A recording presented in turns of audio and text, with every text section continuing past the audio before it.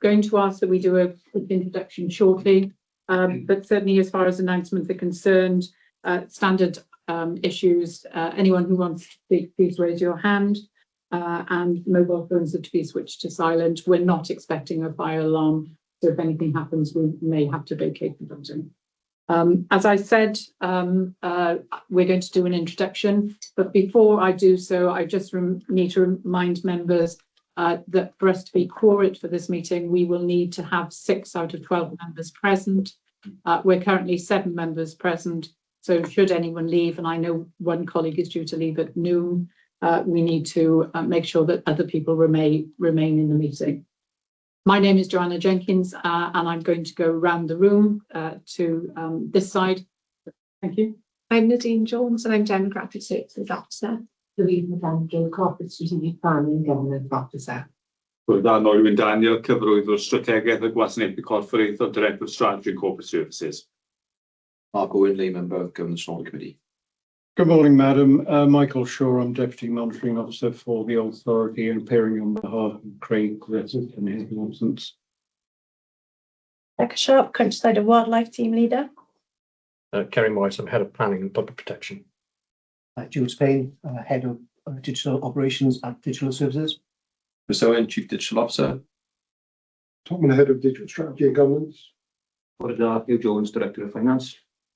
Steph Payne, Audit Manager, and covers internal audit, counter fraud and investigations. So, Croeso, welcome to everybody. And we're going to move on to the second item, which is the declarations of interest point. I have no declarations to make. Does anybody else need to declare any interest? No interest. Thank you. So we move on to agenda item 3, which is the minutes of the previous meeting. They start at page 5, and they are here for comments about accuracy. And I will need a proposer and seconder in due course. I would like to point out that in future, I've asked that the voting lay members their names need to be moved further up the page. They shouldn't sit below officers in attendance and representing Audit Wales colleagues. They obviously form a valuable part of the committee, so they should be properly mentioned at the top of the meeting. Any other points for comments about accuracy? No, in which case, could I have a proposer and seconder to say that the minutes are accurate? Happy to propose, Chair. Thank you very much, Councillor Thomas. Happy to second, Chair. Thank you, Councillor Stuart Davis. Item 4 is the Forward Work Programme, which is an item for noting. Colleagues will be aware that we introduced a system probably at least 12 months ago where any items that needed to be referred to in the future would actually be placed on this document, then to be assigned to specific meeting dates. Obviously, our next meeting is in January, and that's been populated as has the subsequent meeting. So it's an interesting document and one which we updated every meeting. We also have a training session which colleagues will need to attend. That's on the 1st of December. It's actually going to be in this particular room in the building, the presentation room. It's imperative that people attend, obviously because training for this committee, as we are a very vital committee for the council, training will need to go ahead. So I look forward to seeing people at that meeting. Agenda item 5 is the Corporate Compliments and Complaints Annual Report for 2024-2025, and it's going to be introduced by one of the officers, Louise McAndrew. Louise. Thank you, Chair.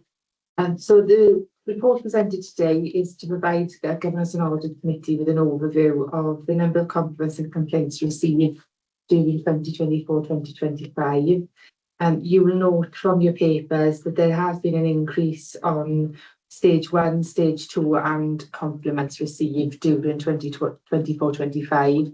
This is something that we do expect to increase over the coming years as a result of the internal audit review that has been undertaken. And the committee have received that report and the recommendations, and this is something that we're working with corporate complaints officers with across the directorates to develop an action plan and revise the policy. So we will probably see an increase in our complaints recording going forward. I'm happy to take any questions on the report. Thank you very much. When I read the paperwork, was impressed with the new formatting. I obviously, having read all the papers, I can understand the rationale as to why certain things have been introduced, but it does make things much easier, particularly when we're picking up papers for the first time. So that's a great improvement. It may be obviously that further improvements may need to happen in the future, but it's a big tick from me. So thank you very much. Just to note on that, Chair, that going forward, we have there will be more improvement noted in the 25-26 report, as we have now split. Whereas in this report, we are showing you per directorate, you will now be able to see per head of service area. So it will give you a lower, a more detailed breakdown going forward. The other thing we've asked as well, and I know this there has been comment from officers within this committee, is where we've got complaints related to the service and to staff as well. So we'll be doing more of that work, more of the lessons learned, and how we're improving on our processes as a result of those complaints. Thank you. Colleagues, any questions? I suspect there might be. Councillor Clement-Williams. Thank you, Chair. Yes, I have a few. I need to go back one, sorry. And I know that colleagues were having difficulty opening their papers this morning.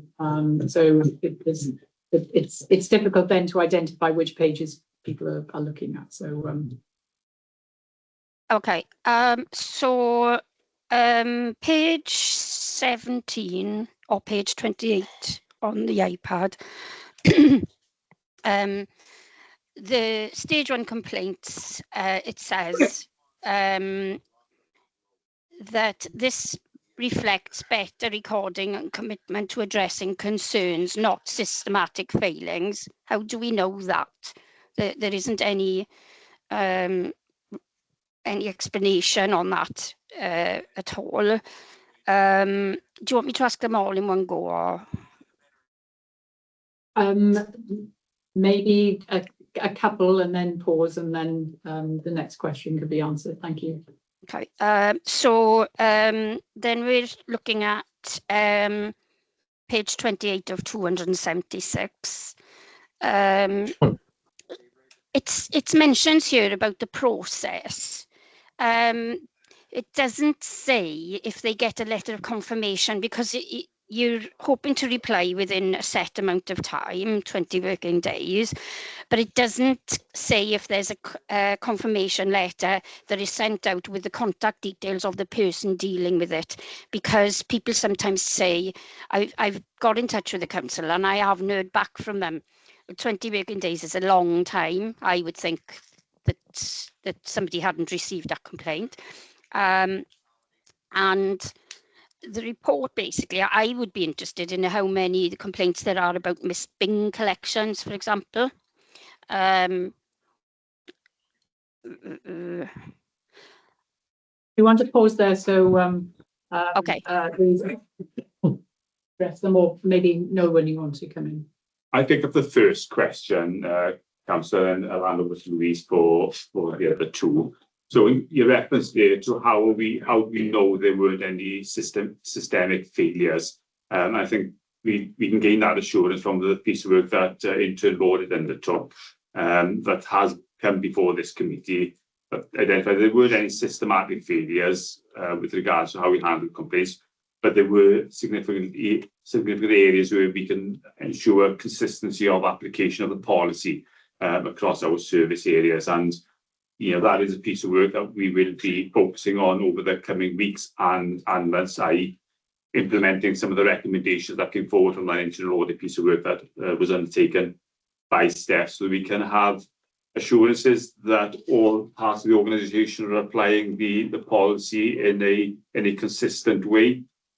So that's answering your first question, hopefully, Councillor. I'll hand over to Louise now to pick up the other two slightly more technical questions. Joe.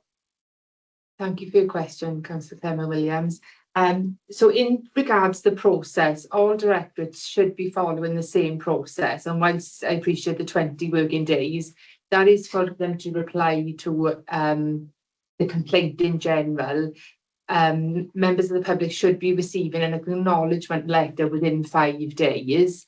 And this is, again, as Noel mentioned, the recommendations. This was something that was picked up in the recommendations, and this will be a part of our policy guidance and training going forward then, to make sure all the directorates are following the same processes and procedures, and to make sure that there is that acknowledgement letter. They will have the details of who's handling the complaint, and then any information that they need to be provided with, it will be set out in that letter of acknowledgement.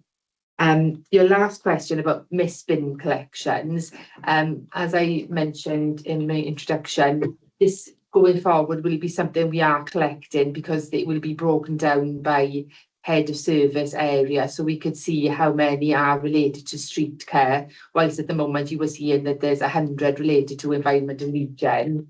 Going forward, we will be able to provide that in a bit more detail to yourselves.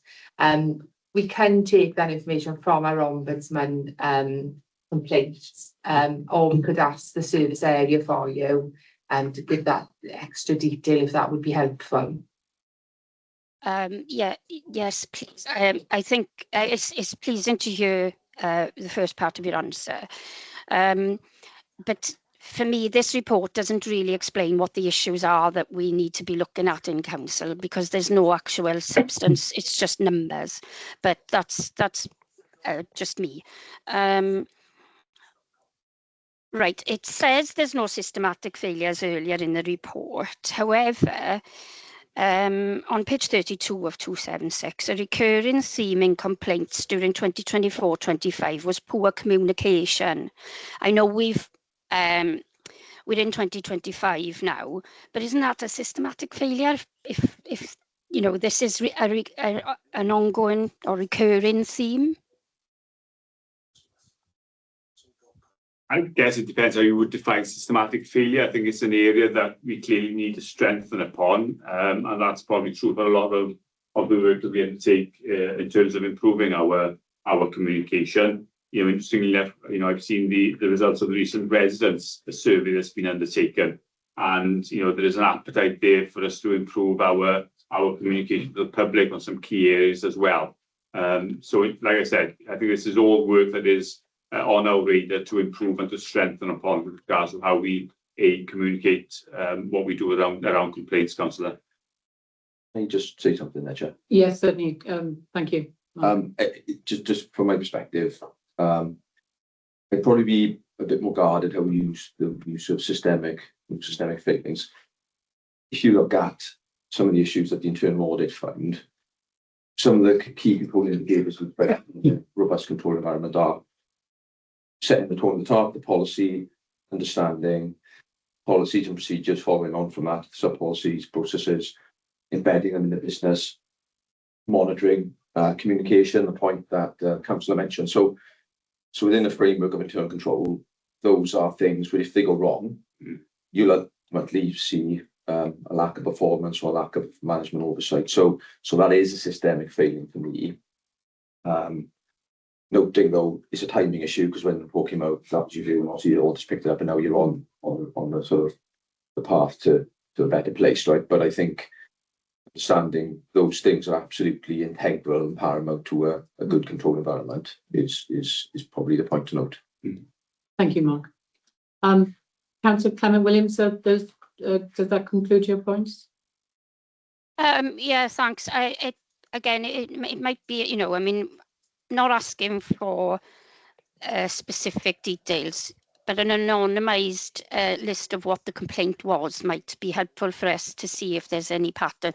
I mean, I know that officers will know, but as an audit committee, it would be handy to see what may be recurring or what the complaints are about.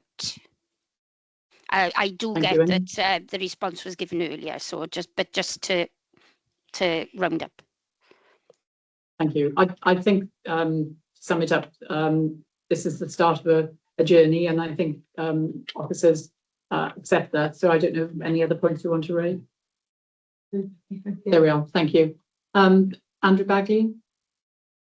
Yeah, thanks, Chair. The paper gave a wider question to me.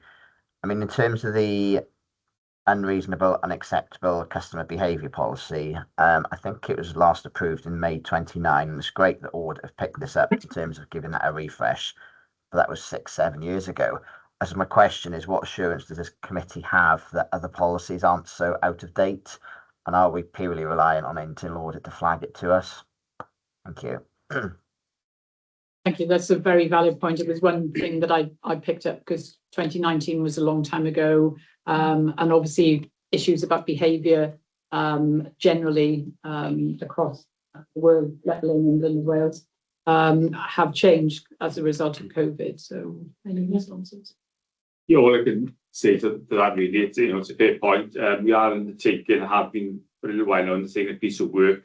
A bit of an audit check ourselves really around understanding what all our strategies and policies, etc., that we've had in place and have been approved by cabinet or by council over the years. When were they last reviewed? Do they need to be updated, etc.? So it is a piece of work that is ongoing. We are identifying, whether there are strategies out there or policies out there that haven't been reviewed for some time. So there will be that ongoing piece of work identified to review. And then we come down to capacity and prioritising what we do review in terms of those policies. Thank you. Because although it's a type of policy that sits in a different arena in a way from some others, the fact that it has a direct impact on staff and how they feel cared for and within a working environment makes it incredibly important. Yeah. So thank you. Any other points? Just one quick one. What is that doing if they can root cause analysis on your complaints? I guess if you're doing that kind of more real time, you'd start to see the kind of issues where people don't understand the policy or the procedure for a different area. So, I mean, that's one thing, when you've got the issues, understanding what the drivers are, that you can start to take action more quickly, will get you in a better place. And that's. I think that's something we have developing then, our lessons learned and what's being done as a root of that. So that's something we're working on and we're building on that. And that's what we want to be bringing forward to the committee to say, this has gone wrong however many times, this is what we're doing to rectify these issues and look at where things have gone wrong in terms of policy and process along the way then. So that's definitely something we are working on and working with the directors and the complaint officers. Thank you very much. If there are no further questions, this report is for information, therefore we note the content. So, and we move on to item 6, which is the regulator's recommendation tracker, which starts at page 35. Again, Louise McAndrew, this is your. Thank you, Chair. So you will have previously perhaps recognised some of the content of this report, which would have been brought to you previously as the regulator's register listing in the main Audit Wales reports. So feedback has been for the past, I think, year or so on how we can update this so that we are confident that we are meeting our recommendations and then being able to feedback, giving us an audit, any progress being made as a result of that. So this is an initial draft for comment from yourselves. So what we're trying to do is initially move forward some of the main regulators, so Audit Wales, Estyn, Care Inspectorate Wales and Public Ombudsman of Wales and their reports. So you will have seen from your papers that we've introduced a dashboard setting out all the reports, and then each individual report has got its own page then setting out the recommendations from Audit Wales as an example, and then what our management response was, those recommendations, and then any progress on said recommendation then. So we're open to your comments. We think there's definitely more work to be done as it stands on the document, more updates are needed. But this is a starting point for us, and we're hoping to get your feedback. The Corporate Governance Group will have oversight of the tracker. The Corporate Governance Group meets on a quarterly basis, and then they will monitor the tracker, and then any exceptions then will be reported back towards the leadership team. And then we will probably bring the tracker to governance and audit on a 6-monthly basis, as sometimes we find there's much change in terms of the reports that we then. Any questions and any feedback? Thank you. Councillor Thomas, your hand's raised.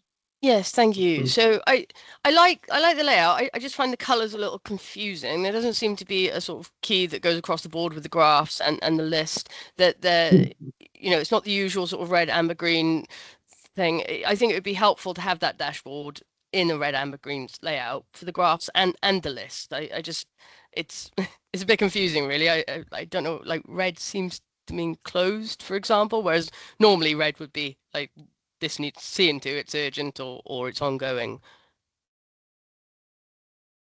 Thank you for your comments. Yes, Councillor Thomas, we will be trying to sophisticate the dashboard a little bit further, and we are looking at a system that's currently being developed, and this may be just a transition phase until we are in a more sophisticated phase to have something more visual. But totally take on board your comments, and we'll make that more self-explanatory for the next time we bring it to governance and audit. So thank you for that. Thank you. Because certainly I found that I was trying to dip into it to try and identify a theme, and I just couldn't identify the theme at all. I saw green was closed in one, and it just, the graph, the pie chart at the top, was certainly fitting with the 4 sections below it. So yeah, thank you. Andrew, you've got your hand raised. Yeah, thanks, Chair. Similar sort of point, really. I don't want to sort of labour it, but I think the key 1 minute green is closed, then closed is sort of a red colour. And I'd probably encourage us to try to take a step back. So I think what do we as a committee want from this? It's not really knowing if it's ongoing or closed, just to be confirmed, but what are those actions that we've agreed to do that are overdue? That's what would keep me awake at night. I think the tracker could be a really important document, but I appreciate it is work in progress. I dipped into a couple of them, and I think it was number R46 that jumped out at me. And I thought, okay, this is a report that's published in November 24. It's about Care Inspectorate Wales. It's got a whole host of recommendations for local government, but then the management response are all not applicable, or there's no dates on it.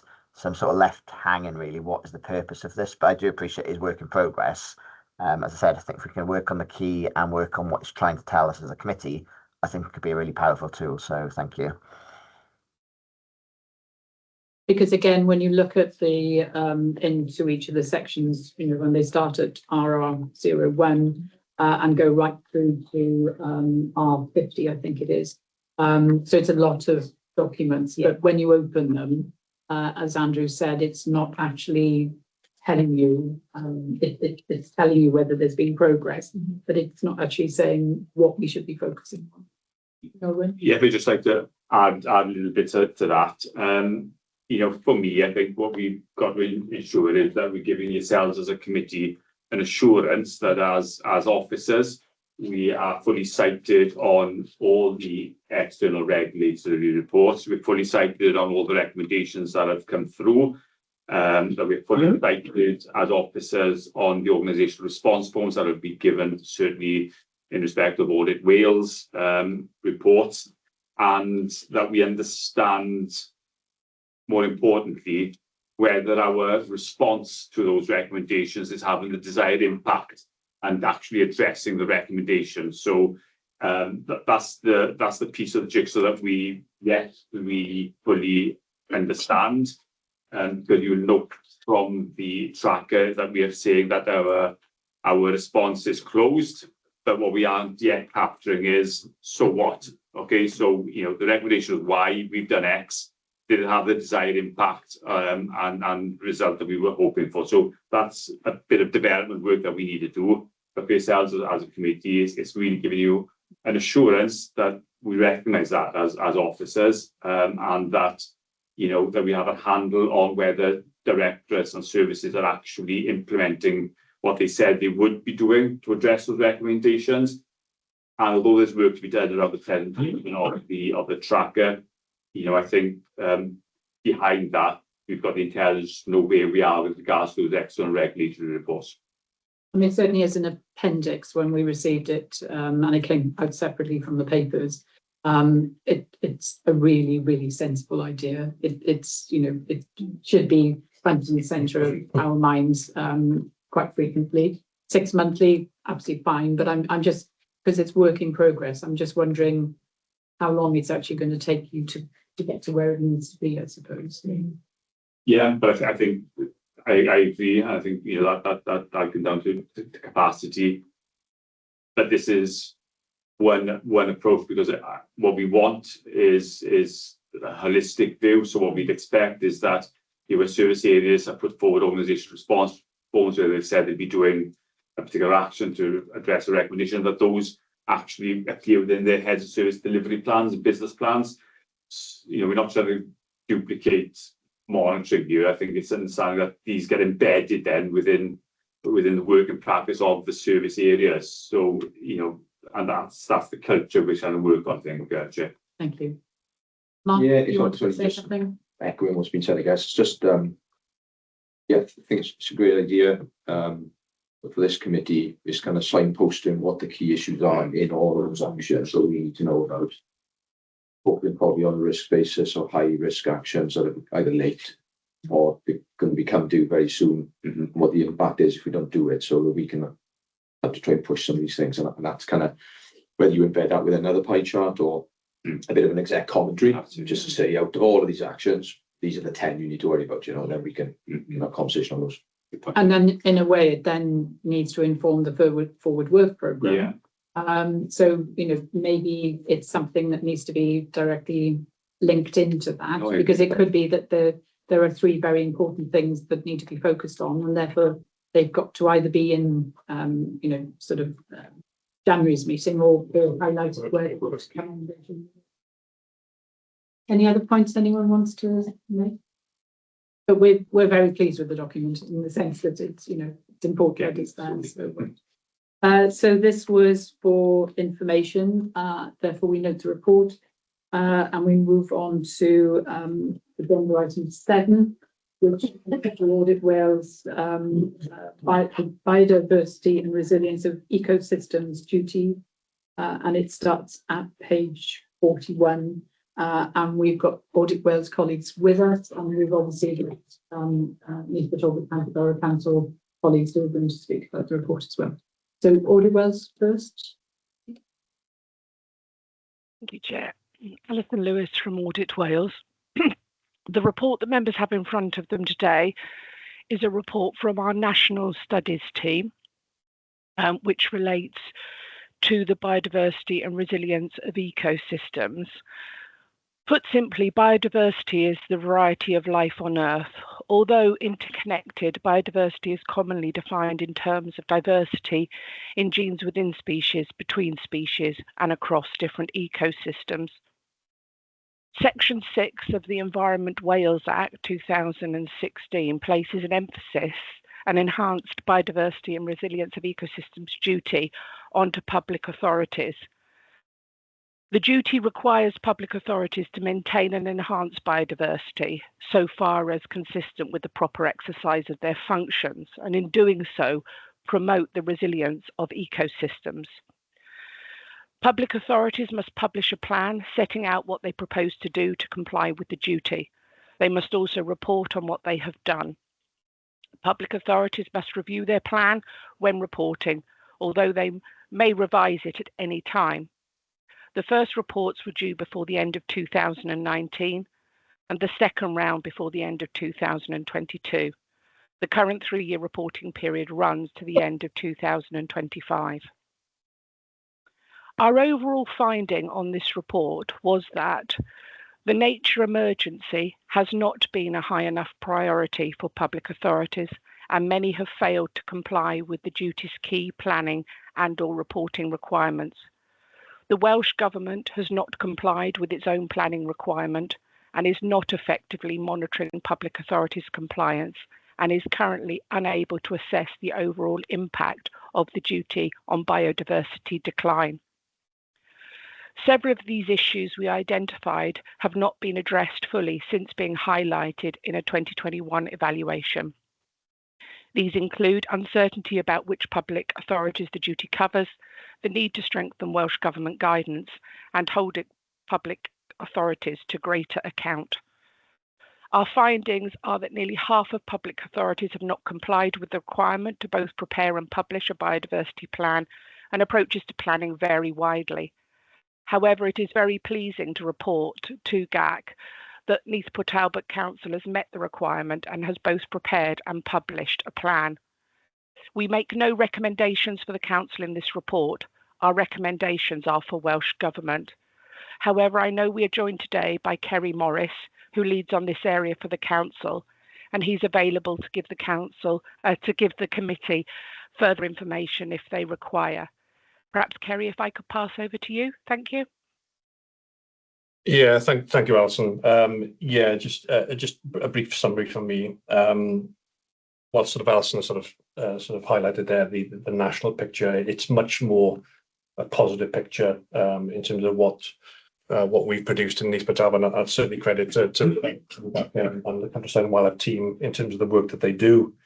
I think the report sort of sets out that we are demonstrating leadership in this area. Whether it be through planning in terms of how we're going to deliver on the Section 6 duty, but also how we're integrating biodiversity considerations within the decision making across the council, and indeed the community engagement that the team are very, very involved in going forward. But we're not perfect. We appreciate that there are challenges that remain, and that will be picked up as part of the work programme going forward. I think it's probably just worthwhile just touching on a few of the strengths and challenges that we've got. Alison sort of alluded to a few of them. The council does have a well-established and well-structured biodiversity duty plan.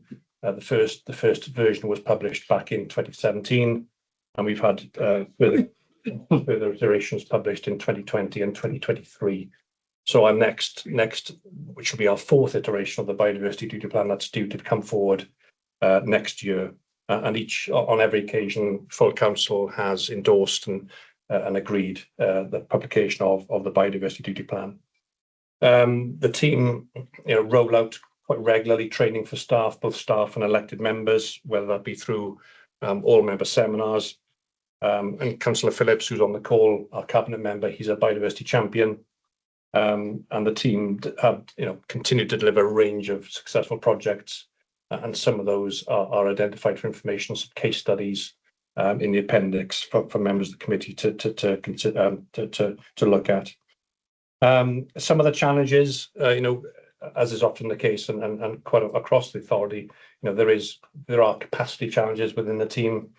A lot of our staff are on temporary contracts, and they are linked to the award of grant funding. So that in itself, poses a risk, not only for staffing, but also project delivery going forward, albeit the team does have a proven track record of securing, significant grant and funding from the various pots that become available. But as I said, there is further work to do. And as I say, that will be sort of factored in and fed into the next iteration and reporting round of the biodiversity duty plan. So that's all I was going to cover, Chair. So happy to take any questions. Thank you very much. I can see Councillor Ken Williams' hand is raised, and Ken Phillips, you would like to say something in due course, but Councillor Ken Williams first. Yeah, I was really shocked when I was reading this report, because I know it's Audit Wales, but the page 50, it says, members should note, Neath Talbot Council is a leading example in Wales for biodiversity duty compliance with comprehensive planning. It feels like that's almost an afterthought, and I know there's been an awful lot of work on biodiversity, and as has been mentioned, members have been brought on the journey all the way. So I know that there was really good work. I just think it would be nice if that was a bit more earlier in the report, because I think we should celebrate that. saying that, there's always room for improvement, as has also been stated. But on page 46, it says NPT C faces capacity issues within the countryside and wildlife team despite securing external funding. Oh, sorry, before I just ask that question, I found this report and the first one in the item 1. Sorry, the first report in the agenda. There's a lot of repeat information, so just wanted to say that I just found it quite hard going. But my question would be, why is there capacity issues in the team? And I hope ongoing national administrations continue the funding for this, because it's really important, but that's a political point. Thank you. Anyone want to respond to the funding issue? I suspect it's outside. Yeah, I mean, only to really repeat, as I said, it's the team, the way the team is structured. There's various projects. One obvious example would be the Lost Peatlands project, where the team have secured quite substantial amounts of sort of heritage funding, and that element of that funding is then utilised to bring in staff resource and capacity to deliver those projects. But of course, invariably, they are time limited ultimately and linked to the various funding cycles. So unless we're in a position to add those staffing figures to the base budget, unfortunately that is a constant issue that we need to grapple with, in terms of it's you're constantly on this sort of temporary cycle of staff contracts. So that is a challenge, and it is quite onerous. I think Rebecca's certainly at the sharp end of that. It is often an onerous task to secure and put in for these various pots of funding that do become available, but it's unfortunately necessary as a consequence of the work that the team does. Thank you. And obviously, Neath Talbot is some of the most wonderful countryside in Councillor Clement Williams, is your hand raised again, or is it? Yeah, I just like to respond to that and say that's a piece of work for the councillors. Then we need to lobby our MSs to say that this funding needs to be more long term. Thank you. Thank you. Councillor Ken Phillips, you're obviously here as the biodiversity champion. Anything you want to add?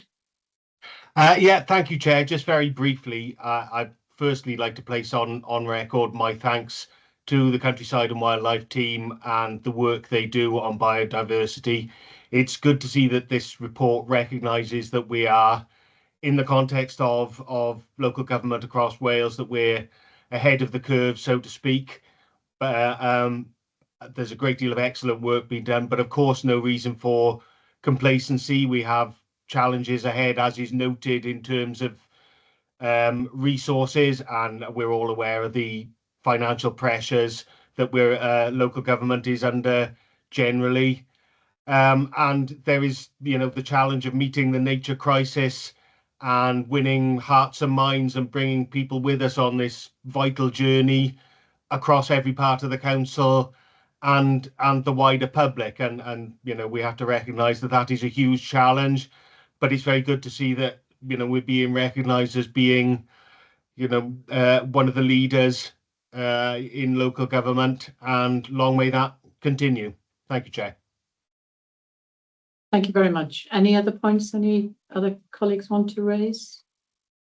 No, in which case this report is also for information. So we note the contents and we move on to agenda item 8, which is another Audit Wales report, and it's a report on temporary accommodation. The documentation starts with page 57 and it's going to be introduced by Talbot, Officer from Social Services. Welcome. Hi, hello, my name's Shelley Howard. I'm the Head of Housing and Communities for Neath Talbot Council, and I'm also joined today by Emma O'Brien, who's the Principal Officer for Homelessness Services, in case there's any questions on this report. So around about this time last year, Neath, Talbot, alongside all other Welsh local authorities in Wales, were involved in a Wales Audit Office review into the use of temporary accommodation to alleviate people's homelessness situation. The position of our department, which we hopefully was able to communicate to the Audit Office, was that we recognise that we have too many people that unfortunately have become homeless and need to be accommodated in temporary accommodation. And within that population, there is a cohort of people, far too many people, that struggle to be able to find more permanent housing and therefore are stuck in temporary accommodation for extended periods of time.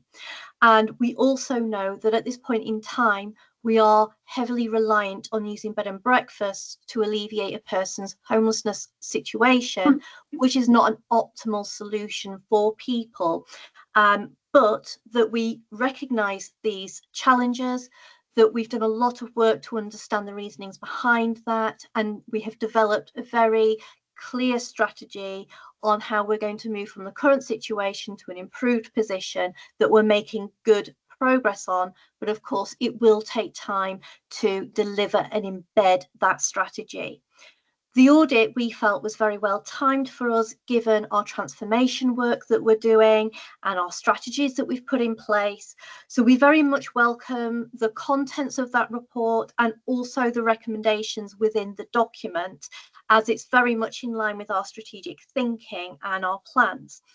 We provided a full response to the recommendations that you'll find in Appendix 2 that has been submitted to the Audit Office and been accepted by them.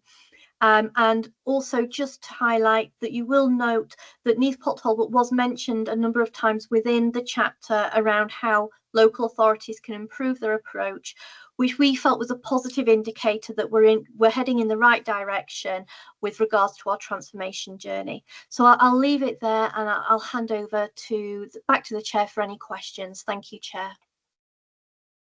Thank you very much. I can see one colleague's hand raised, Councillor Thomas.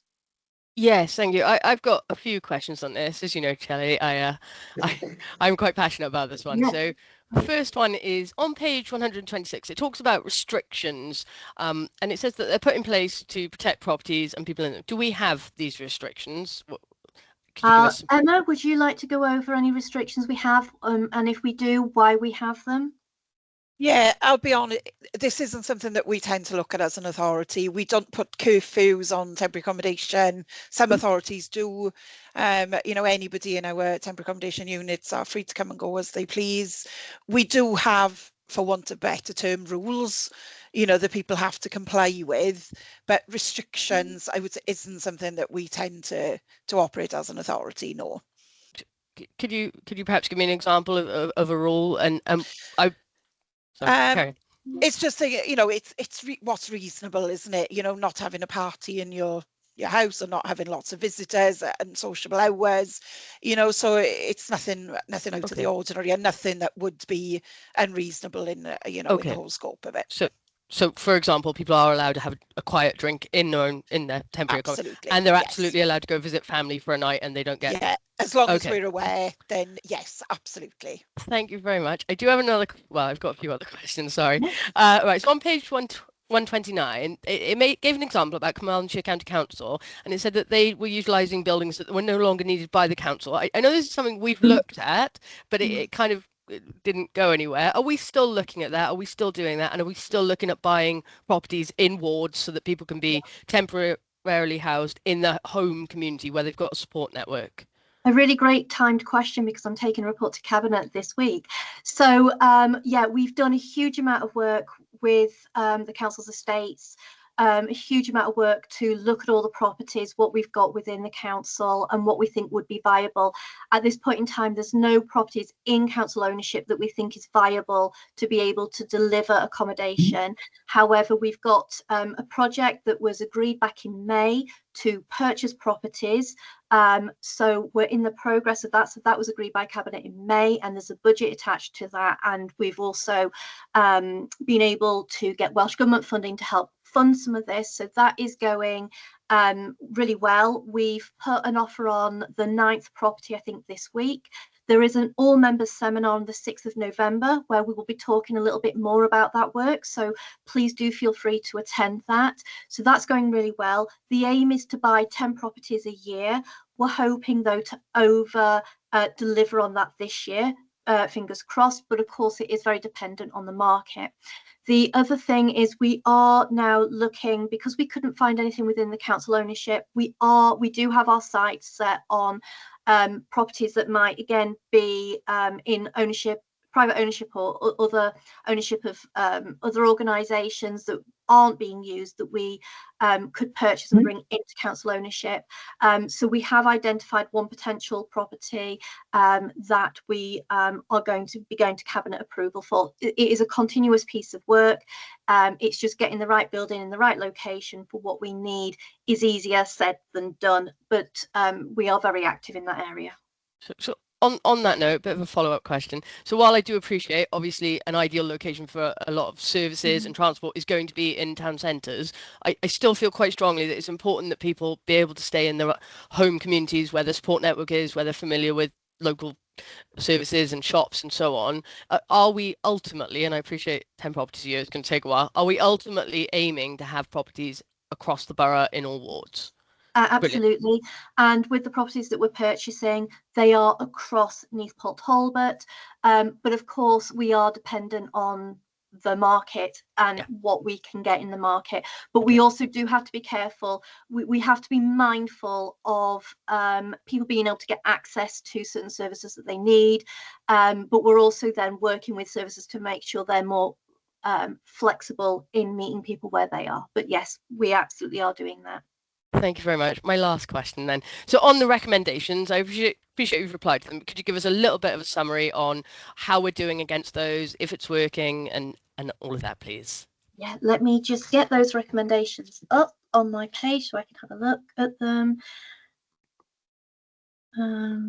Bear with me one moment. I'm just getting to the right page on my iPad. They start on page 147, if that helps. Thank you. Yeah, I just scroll down and get there. So in the pack that as we've well got, with the this numbers are actually different. Oh, sorry. Yeah. So as well with this, Councillor Thomas, this week in scrutiny, and the papers are published. It is a public paper. There's an element that is in private because we talk about case studies, but we've sent something called a rapid rehousing review. So every year we bring to scrutiny a progress report on our rapid rehousing plan. So a lot of that is addressed in that report, which you may be interested in having a look at as well alongside this. So considering a full range of temporary accommodation options, so that's exactly like what we were just talking around about, things like buying our own properties. Alongside that though is very much, we feel temporary accommodation is a small part of the story. We're doing a lot of work around prevention. Our prevention figures, so as you'll know, a number of you will know, the council agreed to invest in our homelessness services. We were very lucky to have a cash injection which allowed us to then strengthen our response services. We did a big restructure.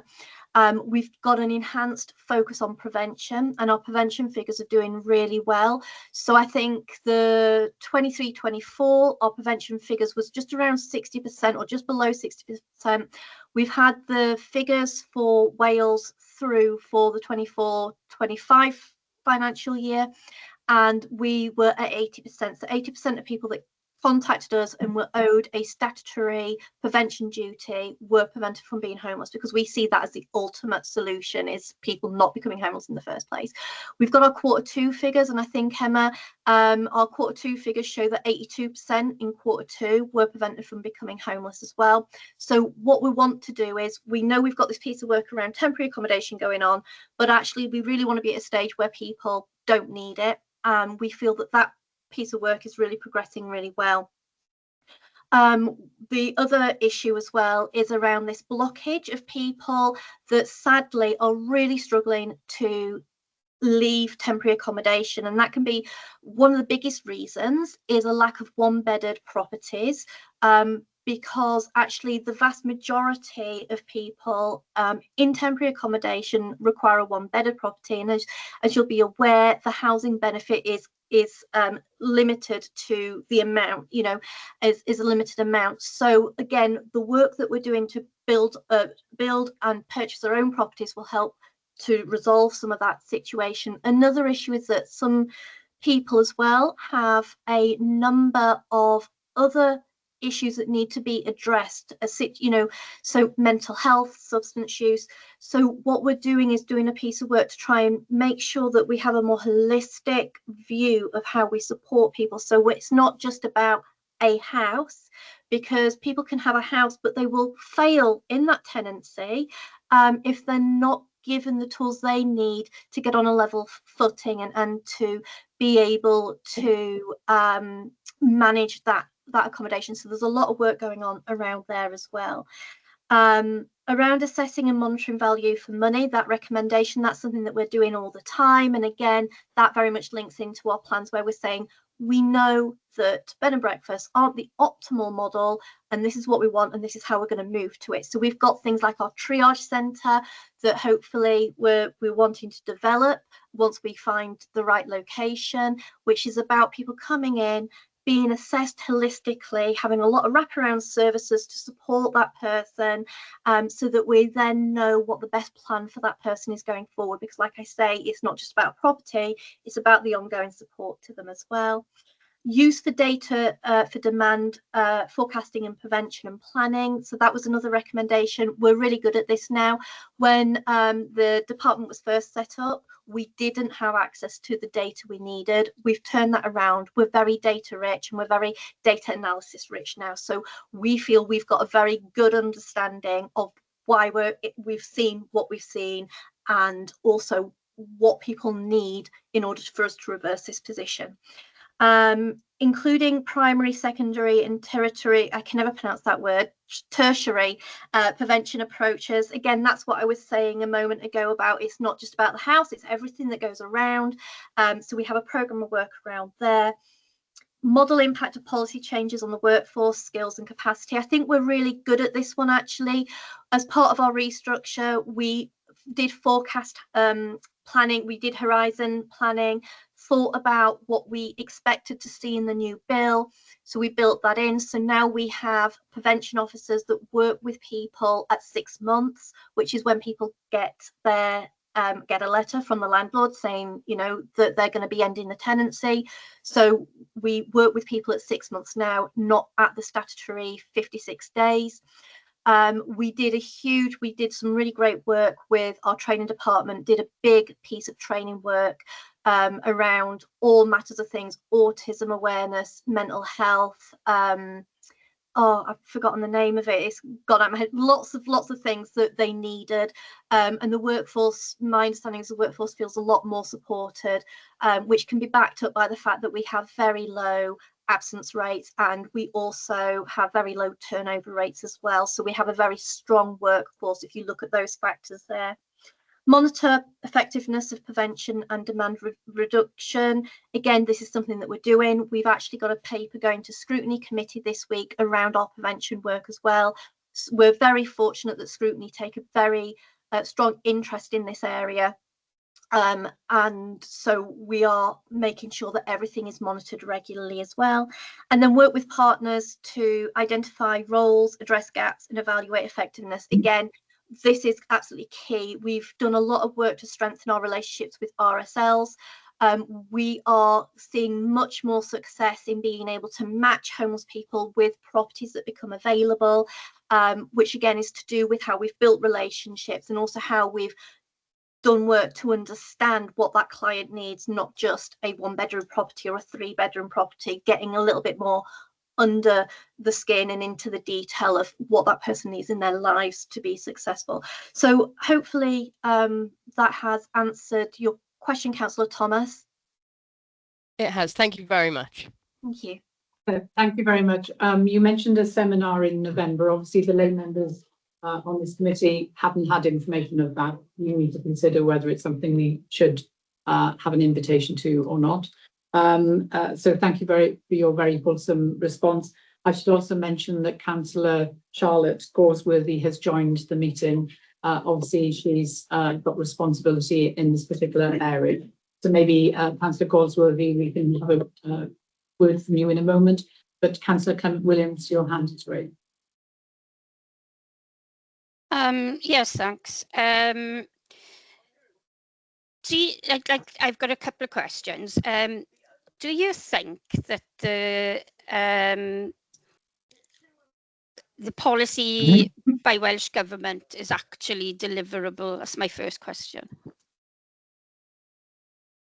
I think that the policy by Welsh Government is ambitious and it needs to be ambitious. My view is that I very much am in agreement with the position that everyone deserves a home, everyone deserves a quality home and stability. You know, so as a department, we work very much to make sure that we prevent people from being homeless and that we try to support people to have as much security as possible. There's a lot of challenges that make it difficult, you know, but that doesn't mean to say that we shouldn't work towards our strategies that we have in place. Thanks. Are you confident that our housing support services are good enough to support temporary housing tenants, especially our most vulnerable?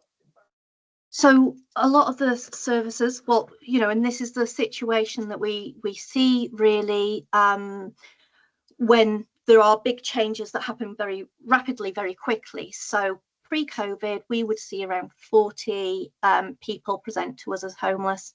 Now we're in the 250 region.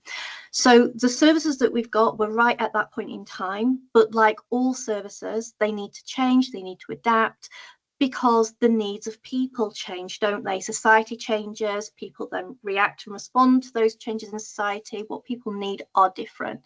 So there is currently a very significant programme of review of our housing support grant services in place, being led by the commissioning team. So we know that we always need to review and reflect on the services we have to make sure that they continue to meet the needs of clients. As I say, we did a big restructure that came into place in August, and that was very much thinking around what do people need now, because what people need now is different to what they needed 5 years ago, 10 years ago. So we are responding to that, and we do a lot of, you know, we do a lot of analysis as well. We're very data rich to make sure that we're monitoring those services. Thank you. Sorry. Are you going to be working with ward councillors on properties, what properties are available within their areas, because you know, local knowledge is sometimes valuable? Yeah, happy. If any local members are aware of any properties that they think might be suitable for us, we would absolutely welcome an email. Please do send me an email. Other local councillors have done exactly that, and we've looked at them. So we would welcome that. And we've got the members seminar on the 6th of November, which will talk to local members about the process that we're using to purchase properties. Thank you. Unfortunately, I can't see me giving you many from my end, because houses in Baglan are like gold. As soon as they go up for sale, they go. But it would be nice. Very small. We have a low number of social housing in Baglan area as well. I'm aware of that. Yeah. It is a high demand area. And it does cause problems then for some of our younger residents who are trying to break out on their own and to stay within their support network. It's very difficult for that. Do you have a breakdown of vulnerable people with issues? So this is my last one, you'll be glad to know. The breakdown of vulnerable people with issues with drugs, etc., compared to homeless people who are in employment, because very often that homelessness badge, people automatically think of that. So are we aware of the data around how many are, you know, have the social problems, or as opposed to people who are a family who maybe they've lost income and they find themselves homeless that way?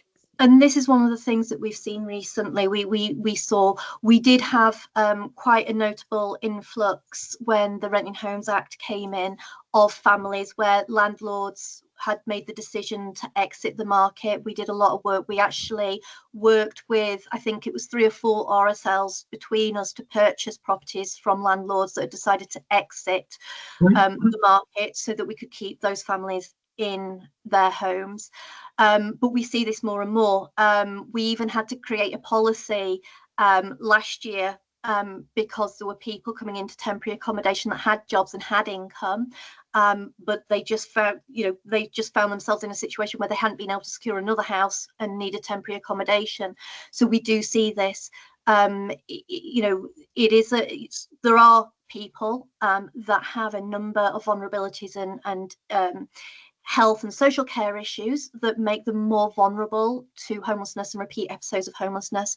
We also do have families and people in employment that, like you say, find themselves in this situation as well. So it is both. Thank you very much. Can I come back just Councillor briefly on that one, Yes, Chair? certainly. So Councillor is you mentioned earlier about data rich. So do we have the numbers on the differences? What I need to go to Emma, we know the clients. I don't know if we can pull it out. I can't pronounce the word statistics as a stat. Statistic, yeah. Emma, can we pull that information? Yeah, it's not something I've got in front of me, but it is data that we record for every application we take. So it's going to be data that I could get easily. That's not a problem. Yeah. Lovely. Thank you. I think I've asked enough now. Thanks. Thank you very much. Councillor Goldsworthy, is anything you want to add? Yeah, thanks, Chair, for allowing me to come, especially as quick as you was today. But to be honest, I just wanted to come in to observe more than anything. But obviously, Carl's asked a lot of good questions, and Sarah asked what I was in on. But one of the things that reading this report is a lot. Welsh Government actually impose a lot of policies such as ending homelessness in Wales, etc. But sometimes I don't think they've done their homework correct in the sense of the pressures it puts on local authorities. Like obviously they put money for the support now, but again, I don't think sorry about the dog. Look at obviously the land and the access that we do have to houses now. So I think sometimes then with the pressures on the local authorities, some mistakes can be made by going into maybe agreements with private landlords, etc., because they're trying to get the results that the Welsh Government are asking for. So sometimes I think if something's not working as effectively as it could, maybe Welsh Government need to go back to the drawing board and have a look and work better with the local authorities themselves. So that's the observation I've got. I'll keep all the other questions for our committee now on Thursday. Thank you very much, and thank you for asking to join us. It's a pleasure to have councillors in your position as chairs coming to join us. Thank you very much. Any other questions? If not, I note that the report is for information, so we note the document and we'll move on to agenda item 9. Councillor Rosalind Davis has got a hand up. Oh, sorry, Councillor Davis. Apologies. Regarding emergency accommodation, do you try to keep those in the area that they come from? Because I don't know about other councillors, but it seems that if there is such a thing that happens in my ward, that they tend to have to go to Neath to stay, when especially when they've got a family with a school that they attend in the valley itself, and it's costing far much more money than for travelling from that accommodation to their school. I'll hand over to Emma. We do try, but it's very hard to be able to do that because, you know, it's about what is available in terms of temporary accommodation on the day. But I'll hand over to Emma. Yeah, it's exactly that. We don't have temporary accommodation stock in every area, and even where we do, we can't unfortunately leave them sitting empty waiting for somebody to present from that area. So it is certainly something that's considered. We look at, you know, schools where children are in schools, employment, you know, general support networks. So where we can, we will place as close to somebody's home area as possible. It's not always feasible, unfortunately, but you know, one thing we have got within our own gift within the properties we manage is we can move people around. So if somebody is moved quite away from their general support network, if we have something become available, we can move somebody, which isn't ideal for somebody to move more than once, but that could, you know, the benefits of that could outweigh the negatives where we are able to do that. So just to give assurance, it's certainly something that's taken into account with every placement that we make, but not always possible, or certainly not in the, you know, the initial stage of placing someone. Thank you very much. In which case we'll move on to agenda item 9, and Mike Shaw, you're introducing this report. Thank you, Mike. Yes, thank you, Madam Chair. Good morning, members. Mike Shaw, Principal Solicitor with Neath, Port Talbot. I'm appearing on behalf of Craig Griffiths. Of course, Craig is away presently. Yes, so this is item number 9 on your agenda, and it's in respect to the Public Services Ombudsman's annual report and letter. You can find the report at pages 105 to 126 of your pack. Members, in respect of the letter issued by the Ombudsman has considered the period of the 1st of April of last year to the end of March of this.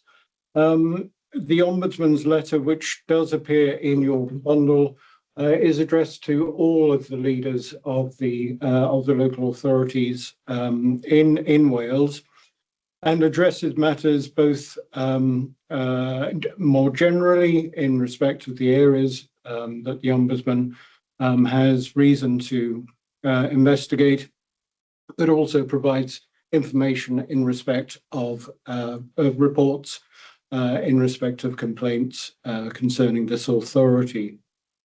There are some takeaways to derive from the report. The Ombudsman notes an increase in complaints since reporting first started in 2019. Perhaps more of a welcome development from the local authority's point of view is, whilst there has been an increase in complaints concerning the county borough, there hasn't been a significant increase.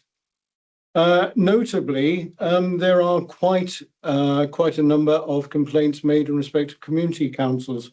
Some 60% of the matters dealt with by that office.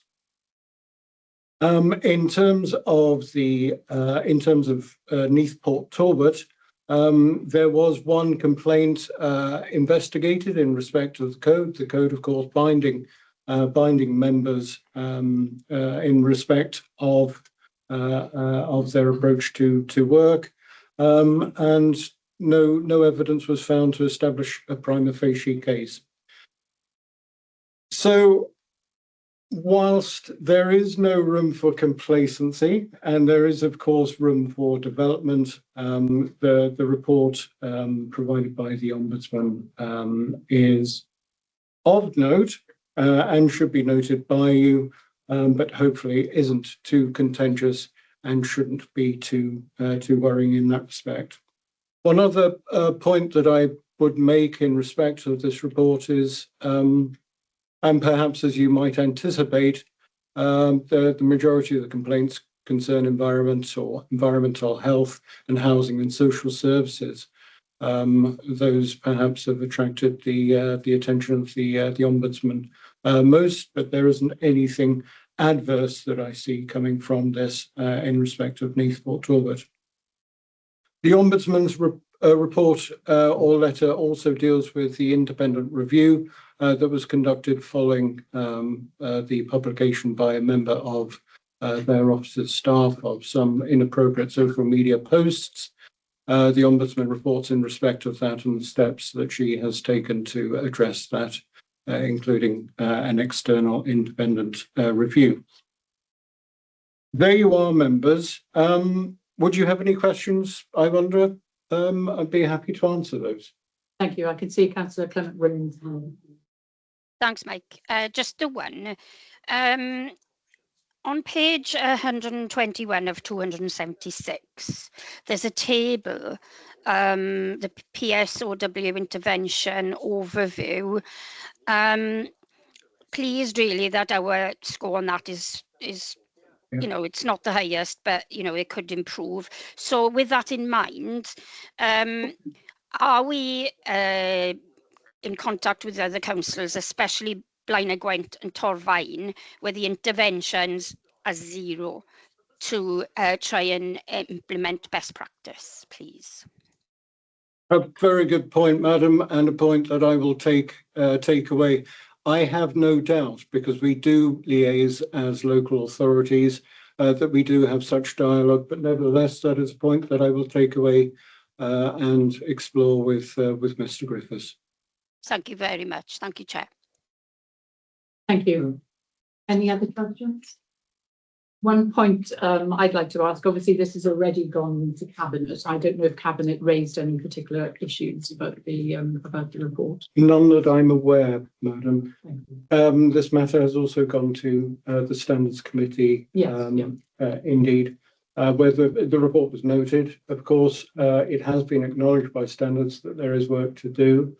So complacency certainly shouldn't set in. And there has been an increase in complaints, of course, as well. So that's something that we need to be alive to. But nevertheless, picking up on the point made by Councillor Clement Williams, there has been a good engagement by the local authority in terms of recommendations made to it. And that is demonstrated within the report.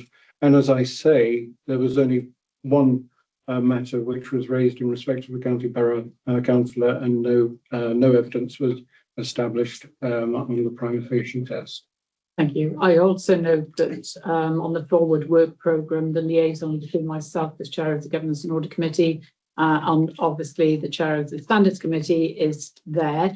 It has moved down the report in the sense it keeps being future work. It needs to happen as soon as possible, because obviously there is synergy between the work of the two. And that was noted in that particular meeting, madam, in respect to the Standards Committee meeting. Excellent. Thank you very much. Any other points anyone wants to raise? In case this document is for information, so we note the report and move on to item 10, which is the internal audit update report, which our internal auditor is going to introduce. Thank you, Chair. And good morning, committee. This is the second report for 25-26, confirming the planned position at the end of September and also the finalised activities from both August and September this year. The report confirms further strong progress against the plan, and we have 7 new report outcomes, as well as 2 concluded post-audit reviews and wider activity delivery. There's 3 areas of note that I'd like to highlight up front. One is regards to procurement card non-compliance follow-up activity. This audit resulted in limited assurance. However, due to the recent timing of the audit report and to ensure appropriate feedback to committee, the management update will be provided to the January committee meeting. The second point of note is the contract governance internal audit report item is also included at agenda item 11 and 14 for full discussion, and I'd be happy to take any questions at that point as part of that agenda item. And the final point, which I'm really proud of, because it shows we've been on a journey and we're still on that journey, but we've achieved quite a bit so far, is the update report includes the outcome from the recently completed ICT audit needs assessment, with 4 new ICT and digital internal audits included within report section 5.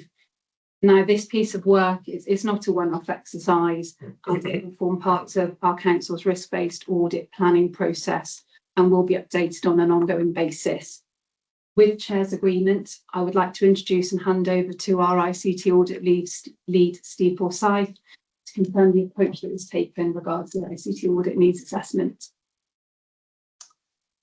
Thank you, Steph, and good morning, everyone. Lighthouse, my company, were appointed to undertake, as Steph says, an IT audit needs assessment, and then to carry on and deliver the work which we've identified as being required for the current year. That process, that procurement process, took place earlier in the year. Steph asked me to join the meeting, probably to put a face to the name, but also to quickly talk you through the audit needs assessment approach. And I will be quite brief, but the approach itself, we try to be thorough, but without being excessively burdensome on the service area, i.e. the digital services manager and his team. So what we're trying to do is establish the fullest picture possible as regards to ICT within the council. That's within digital services, or DDAT. It's what we call the audit universe, and it's so we can, with a reasonable degree of confidence, ensure that we're targeting the IT audit resource to the right things at the right time. So what did we do to get to that position? We firstly took and reviewed a number of key documents, the DDAT strategy, for example, so that we can get a picture of what ICT looks like at NPT, and also maybe what other relevant sources of assurance have come through or are available that might influence what we would choose to look at. We then had several meetings with Chris and his senior digital team to talk through where the council is in terms of its digital journey. And then we discussed at length the perceived theoretical and real risks facing DDAT, some of which are generic. By way of example, I'd say cyber risk is a generic and ongoing and ever-present risk, but some of which are organisational or time-specific, maybe reflecting current projects or activities. So from that, we created an output which was pretty much a list of all auditable areas we could think of. And we talked through each of these and fine-tuned it and risk assessed. And then we distilled it down into the ones to focus on. This then revealed to us the areas that we felt would most benefit from some IT audit input. And therein, the kind of beginnings of the audit plan were produced. The discussions were interesting in the sense that some of the risk identified only came through from the discussions and emerged, which maybe wouldn't have done from a much simpler, say, desktop exercise or a remote exercise. I did attend for a day. I'm actually sat up here in Yorkshire for information, but I did come down and spend a day with Chris and his team to have those discussions, and that was really useful. So we came up in the end with a list of auditable areas and activities which were reviewed and developed into a 3-year audit work plan. And then we started to think about and be mindful of the fact that there's a resource impact to the service area. So we tried to ensure that there was a reasonable spread across the different DDAT teams, so as not to overload any one team in particular or in any one year. And what else can I tell you? The audit needs assessment will be revisited again for years 2 and 3 to ensure that anything that we've targeted for future work remains appropriate. So then I produced a prioritised list of audits which are shared with Chris, and which he then signed off, suggesting that we'd kind of got agreement about what we thought we ought to be looking at for this year. And those 4 specific pieces of work are now on the audit manager's plan for the current year, and will begin to take place within the coming months, with a view to finishing those hopefully by the end of 31st of March. I said I'd be brief, and I'll just finish off, but I would like to finish off by saying it was really good the way that the Chief Digital Officer and his team engaged with the process. I think we got a good outcome because of that. And it felt like we've hit the right marks in terms of the audits that we're going to undertake for this year and then for subsequent years. With that, I think I'm happy to stop there and take any questions if there are any. Thank you very much, and thank you for joining us, Steve. My pleasure. Is there anything else you want to add, or before we move to questions? Just to re-emphasise, you know, ICT audit needs assessment. It's something that was highlighted as a need through planning, and ICT internal audit is an area of focus for us going forward. And what Steve's introduction and brief says to me is, you know, it's one or two lines within the committee report here, but actually it's been a big exercise to date, really informative. We've got a thorough audit universe and a prioritised list of ICT audits out of it, and we look forward to that approach continuing as we move forward in informing our next plan. So a few lines in this report, but a lot of effort to date. And again, thank you to Chris and his team for supporting this exercise and also supporting the future ICT internal audits that have been identified. Thank you, Chair. Thank you very much. Does anyone have any questions they want to raise? Just one. No. How many items are on your IT OT audit universe? Oh, good question. 30, 35. That's from Are you memory. looking at those? Sorry? What's the sort of frequency? Sorry, what's the frequency of visiting each of those? Have you done it across you got these first 4? Are these going to be annual, biannual, every 3 years? Because 30 is quite a few to get through the 3-year plan. Thank you. Well, So if I may, Steph, the 30 would be those we've identified, so we can start to, as Steph says, prioritise, but also a number of those would perhaps be below the line in terms of those that you may not need to look at. The creation of the audit universe is to make sure we don't miss anything, but then we're going to draw a line across those to say, actually, above the line, these are the ones we do want to look at.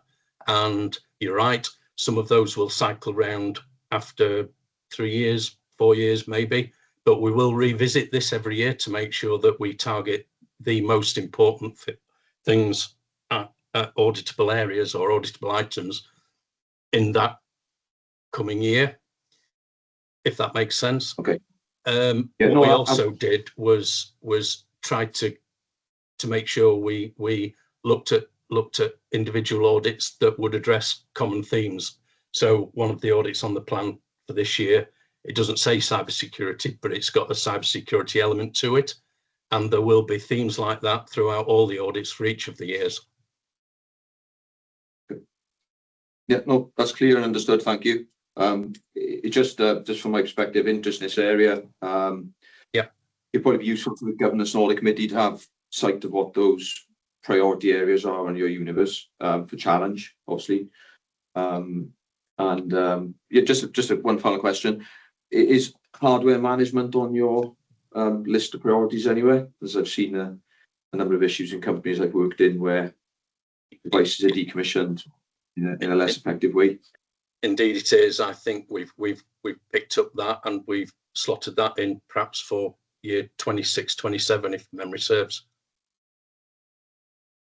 Thank you, Steph. And just to add to Steve's feedback, so from the 2 points raised, one, the key thing for me is that while we previously as a council did deliver some ICT internal audits, I think in more recent years it was at a service level and at a project board level where there were new systems coming through.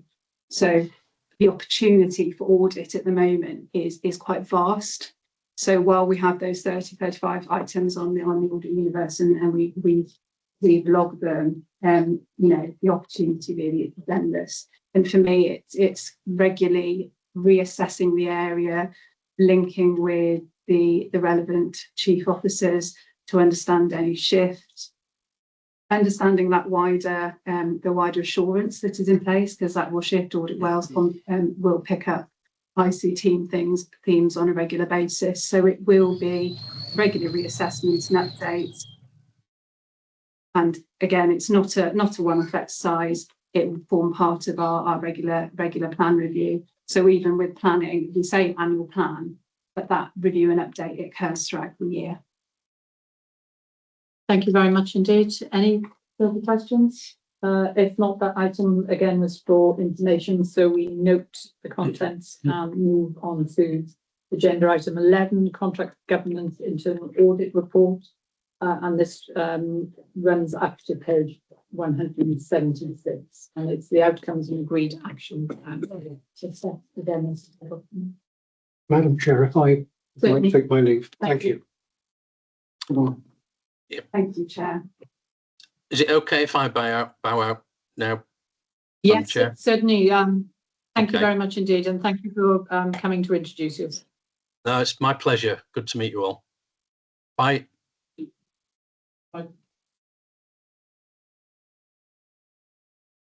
Thank you, Chair. Item 11 and item 14, I'll present them as they emphasise the split was public and then followed at pages 42 you can see. An internal audit contract governance for a specific contract was requested by our Chief Executive. This piece of work was then actioned alongside review of the contract position by officers and members via scrutiny and cabinet. Due to the synergy of the two outcomes and their relevance to the council-wide contract governance approach, a consolidated action plan has been developed to address the concerns raised. The report presented today is to ensure transparency of those assurance outcomes and awareness of the resulting action plan. And I would like to highlight that the report to date has been presented to both SLT and CMB. Thank you, Chair. Thank you very much indeed. Do colleagues have any questions? Councillor Thomas? Yes, thank you. So I was really wondering, like, where are we in actioning those recommendations? I mean, there's an awful lot of them. So are we in progress, or have we done it?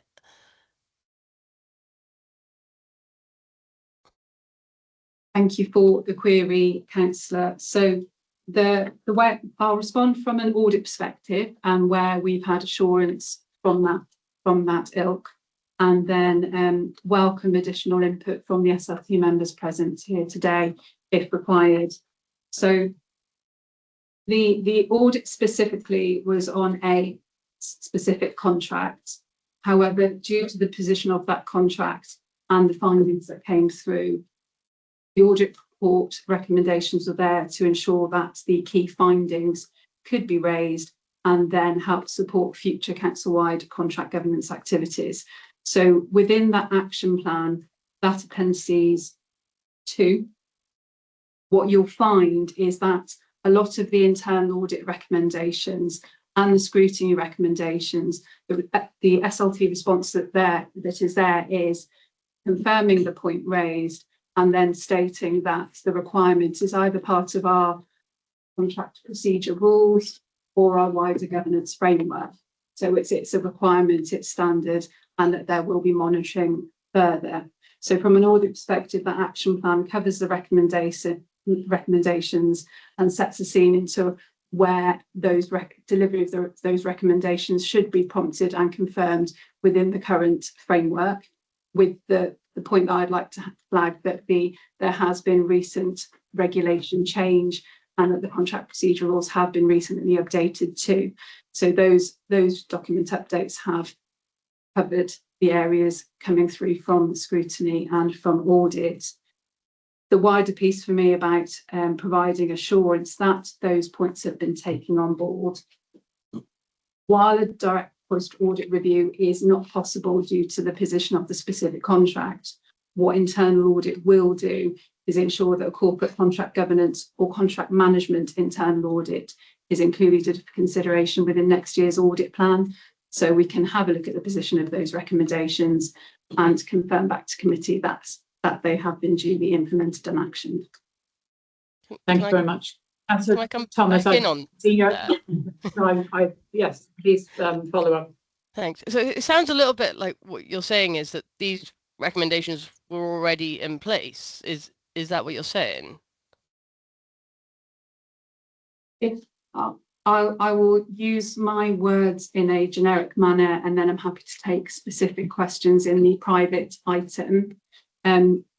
The internal audit recommendations were raised because the points of recommendation weren't in place for that specific contract review. Okay. So that's why the recommendations have come through the internal report. So the reason I'm asking this is obviously this is a learning opportunity for us to ensure that this doesn't happen again. So I assume there's something in place now to prevent it happening again. Is that correct? Yes. Thank you, Chair. Thank you. We'll come back to maybe further questions later on in the agenda. Councillor Persian, welcome to the Governance and Audit Committee. Thank you for asking to join us. And I know we're obviously going to have a conversation with you later on, but you've got your hand raised at the moment, so welcome. Yeah, dear David, I'm happy to wait a little later if you like, but I just wanted to make a few comments in the public section, if that's okay. Certainly, as long as they relate to the information which is contained in this agenda item 11, that's absolutely perfect. Yes, of course. So, as the report indicates, this has been subject to, a very thorough joint scrutiny meeting, which I chaired earlier on in the year. And, as noted, the report from that is in the private appendix, but the consolidated action plan is in the public section of the report, which we're discussing now, isn't it? So, I do want to just put on record sort of my thanks to officers and members during that process, because actually there was a lot of openness and candour during that process, which was very, very helpful. And I want to note as well that Steph has been engaged with me throughout the process of her work that's followed on from that as well, and kept me in the loop, and we met to discuss that.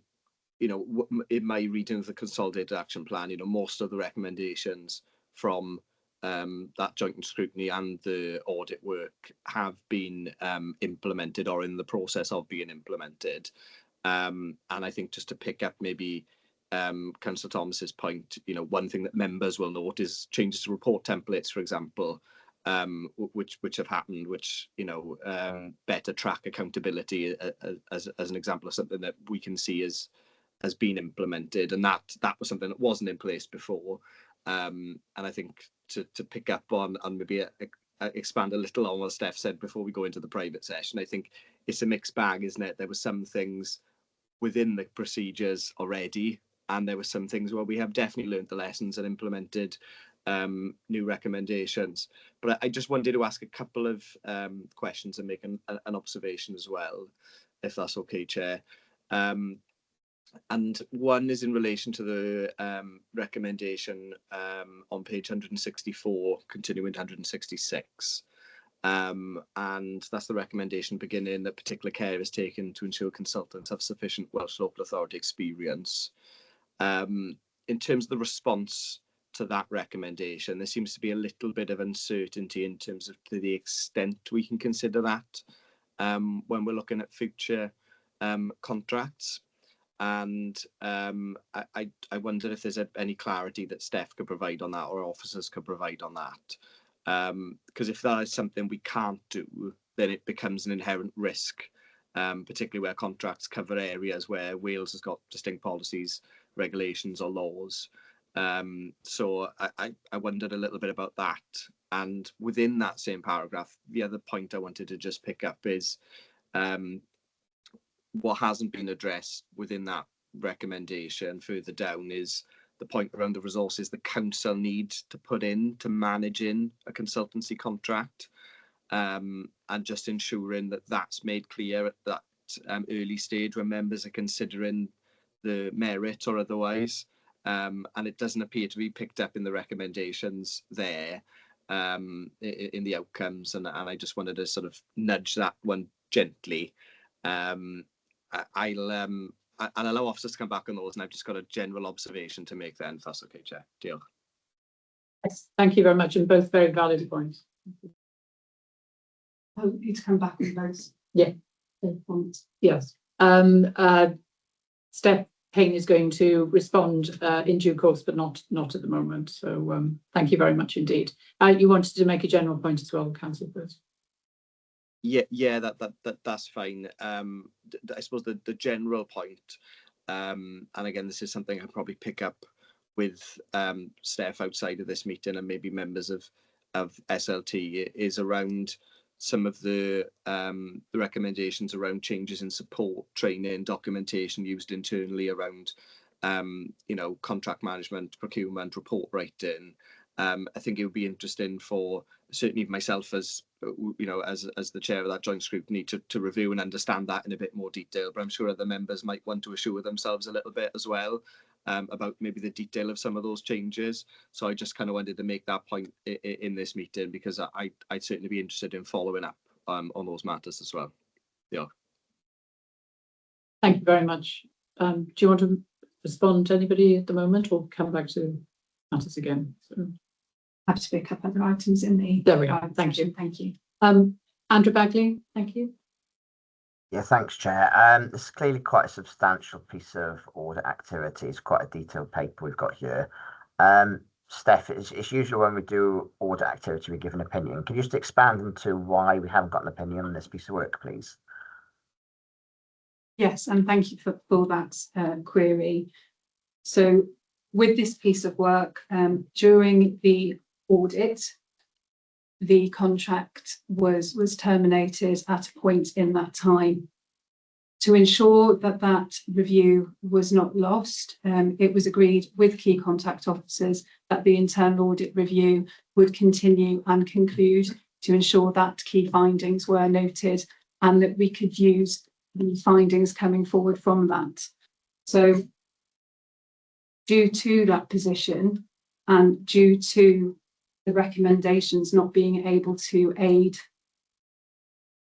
the improvement journey on that contract, that's the reason why an assurance opinion wasn't applied, because the recommendations being taken forward were there to support the wider contract governance process rather than that specific contract. And had the contract still been in place at the conclusion of the audit, then an assurance opinion would have been applied. Thank you very much. Any further questions? If not, we will move on to note that report. It's here for information. And then agenda item 12 is urgent items. I can report there are no urgent items. And the second part of the meeting is agenda item 13. I will need a proposer and seconder to allow us to go into private hearing in accordance with the Local Government Act of 1972. So could I please have a second? Happy to Thank second, you, Chair. Councillor Clement. Second, sorry. Yeah. Thank you, Councillor Thomas. Thank you. In which case, we're going to switch off the recording. Just to confirm.